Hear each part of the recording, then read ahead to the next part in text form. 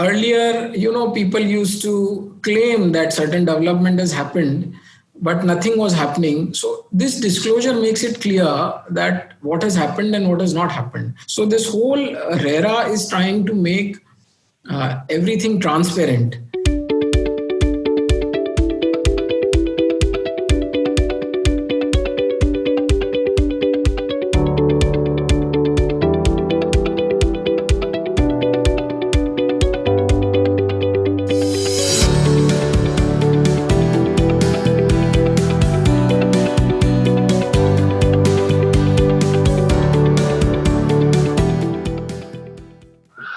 Sir, in your slide, you mentioned that the current status of project can be checked. But if, let's say, the project has not even started, or if the RERA approval has come very recently, say in the last a week, in the past 1 week's time, then most likely the project would not have started.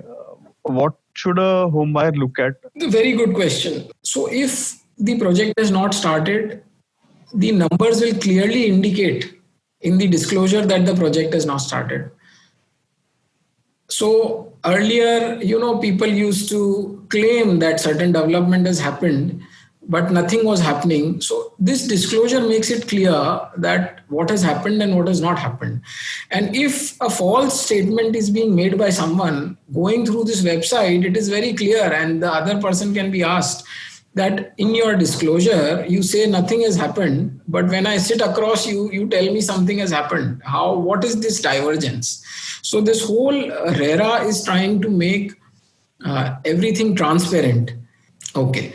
So now basically I have logged into a website called MahaRERA IT at mahaonline.gov.in. So this is the website of Maharashtra government where all projects are registered and the information for all projects is displayed. You need the registration number of the project or the name of the project to seek the information. So I have put one project called Rohan Builder and Developer Private Limited. This project, and I have got the information for this project. So let me start from the very beginning. So firstly, it states the name of the organization. Here it is written Rohan Builders and Developers Private Limited. And it says it's a company. So this is very relevant and very important information. Whether your builder is a partnership firm or a sole proprietor or a company, it is immediately known. Also, when you are looking to buy a project, your normal question is that what is your past experience? There are brands which do not really require any introduction. But even for new participants who may not have such a lot of name, this question answers the detail. So, do you have past experience? Yes. Then address details, and the experience of projects is also mentioned below. This section gives the address detail, and the CTS number, I'm not sure. I think it is also the corporate CTS number which has been put here. But if you want to find the CTS number, as in the government number which is assigned to a particular land, you can go through the title certificate and you can get it easily. I will actually go into the title certificate also at a later stage. Now the contact details. So these are the official numbers where you can contact, and these are some numbers which even the regulator, which in this case is MahaRERA, will use to contact someone in the company if they want certain information. And also the link of the website is given. So this is all authentic. This is like a certified information. Now you can go and see the past experience details. So there are 3 projects which are given. It's a given type of project is residential, and land area in square meter of each and every project. And also what is important is the track record, that what was the original proposed date of completion and what is the actual date of completion. So a home buyer can actually quickly see that what was promised and what is delivered. And whether the promises have some history. So here we can see that the original proposed date of completion is 30th June 2017. And actually the project got completed 28 April 2017, which is quite a rare thing. So by this, a home buyer can make out that, what is the past track record? Are the projects getting developed by years and years together?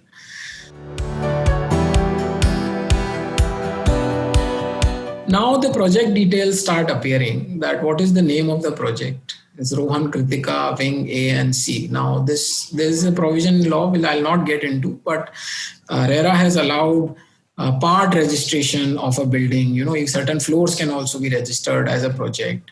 A building can be registered as a project. It's not necessary that if a 100-acre project and there are 100 buildings, then all of them have to be registered at once. So they understand. RERA has put that provision that a phase development of a project is possible. Then the project status is ongoing project. Ongoing project means that this project is not complete. The proposed date of completion was 30th of September 2018, and the revised date, there is a 3-month revision of 31st December 12, 2018. Now, another very critical information, are there any litigations in the project? No. Here you can, so if one says yes, then he also has to disclose, the party has to disclose, the promoter has to disclose the litigations. And you can go through the litigations if you yourself can understand, or employ an expert to find out those litigations, are they actually material to the project, and would that affect your decision?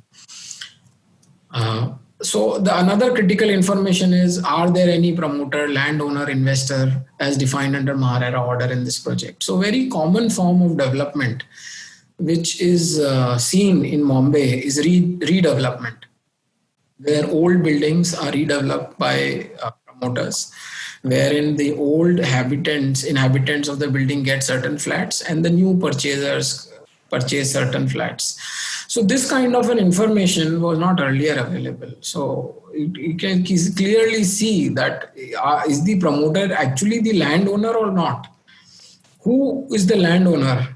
Or are there some investors? Is the investor selling me the flat? So for example, there can be a transaction where land belongs to A and it is developed by B and C, wherein B is the developer and C is the financier. And A, B and C share flats between themselves in certain ratio. So if C is the seller of your flat, who is the financier, this information should be disclosed here, and you can actually see whether, what is actually the status of your promoter. Boundaries are defined, the division is stated, the district is stated, and taluka. So there's a lot of information, if anyone actually wants to go through it, it would be very difficult from now on to, have a misrepresentation. And if someone misrepresents on website, then there are very serious consequences to it.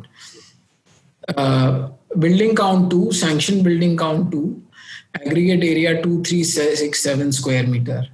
This also provides FSI details. Sometimes many of the projects are stuck in many places in Maharashtra, Bombay particularly, because the flat is sold, but there is no FSI to construct the building. So the FSI is disclosed here. So if someone wants to use an expert and he's been sold a flat on 40th floor and you don't see the FSI, then you can ask that where is the FSI to construct my flat? FSI is floor space index. It actually is the area which is allowed by the government to construct. And so these are technical things, but you can obviously employ an expert, an architect to actually find out. And you can also find out if your flat is already part of your IOD or included in the construction by going through the building plan, which is part of the approval and the FSI. The bank details are given. Bank name, so their banker is Kotak Mahindra Bank. Another very important information is that how many parkings are there. Now, parking is a subject of big dispute across India and particularly Maharashtra. So RERA has defined something as garage, and the rules in MahaRERA, the Maharashtra rules, there is no mention of a covered parking as far as I know in Real Estate Regulation Act of the center. But the Maharashtra specific rules also provide for covered parking.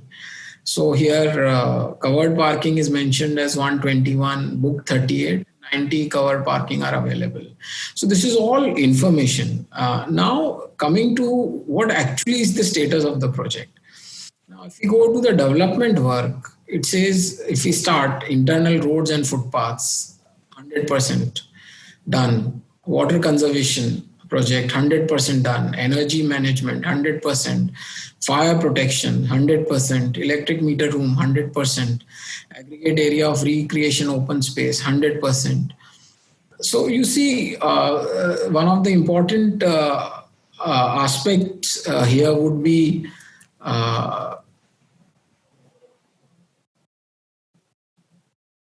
that how much your amenities are complete.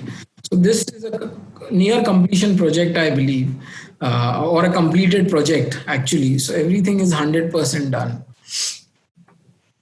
Uh, now building specific details. So if you are purchasing your flat in Rohan Kritika Wing A and C, wing name A, this is a completed project. So for example, if we are looking at an under construction project, it will provide how many basements, how many plinth, number of slab superstructure, and number of closed parking. It also provides how many 2 BHK flat of different configuration and number of apartment and number of booked apartment. So there is one provision in RERA which says that once a developer or promoter has sold over 50% of the flats, the promoter has to form an association of allottees.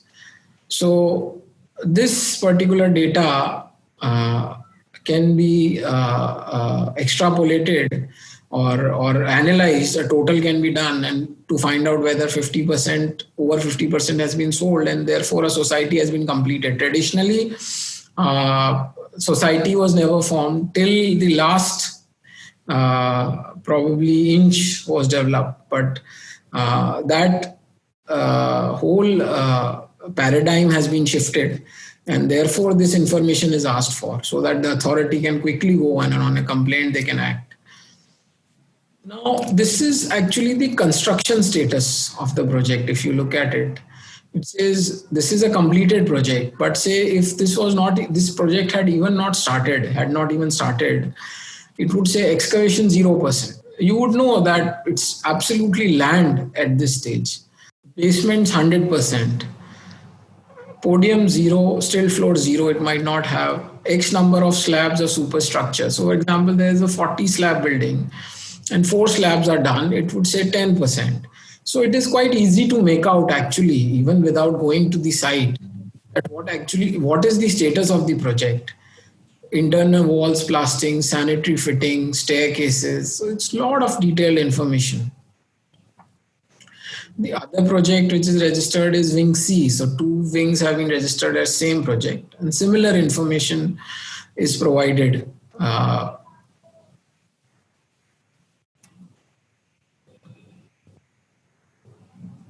Yeah. So now here is also the project professional information. For example, sometimes on brochure people say that the world's best architect. This information can be verified.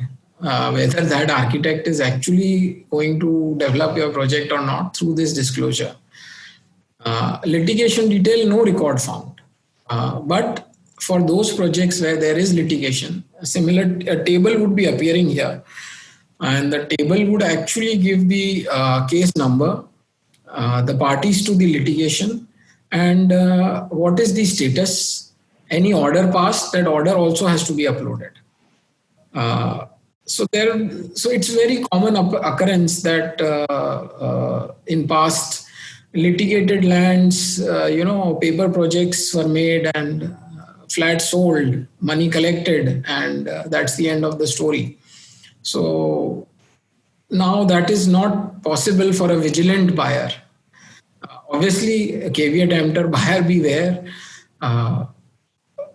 not in law, but as a general precaution.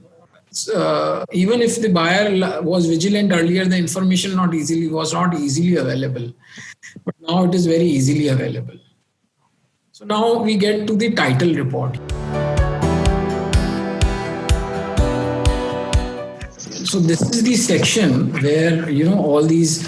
So for example, the title report is there. You can just click view, and the title report will come. You can download the title report. You can read the title report and make up your mind.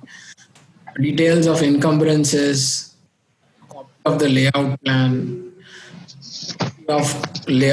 So there are two attachments. So it would be bulky attachments. So there are two attachments.